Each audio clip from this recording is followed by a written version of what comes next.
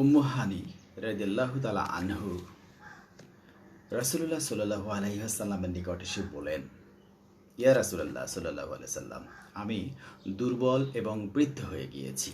আমাকে এমন একটি আমল শিখিয়ে দিন যা আমি বসে বসে পালন করতে পারবো। রাসূলুল্লাহ সাল্লাল্লাহু আলাইহি ওয়াসাল্লাম বললেন, তুমি ১০০বার সুবহানাল্লাহ বলবে, তাহলে ১০০টি কৃতদাস মুক্ত করার সমপরিমাণ সওয়াব তুমি পাবে।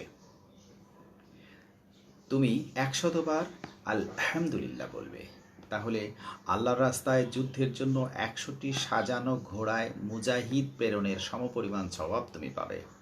তুমি ১০০বার আল্লাহু আকবার বলবে, তাহলে ১০০টি মকবুল উট কুরবানির সমপরিমাণ সওয়াব তুমি পাবে। তুমি ১০০বার লা ইলাহা ইল্লাল্লাহু বলবে, তাহলে তোমার সওয়াবে আসমান এবং জমিন পূর্ণ হয়ে যাবে।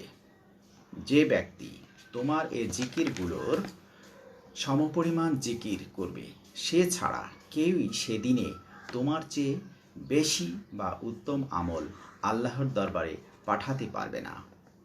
ইবনে মাজাহ।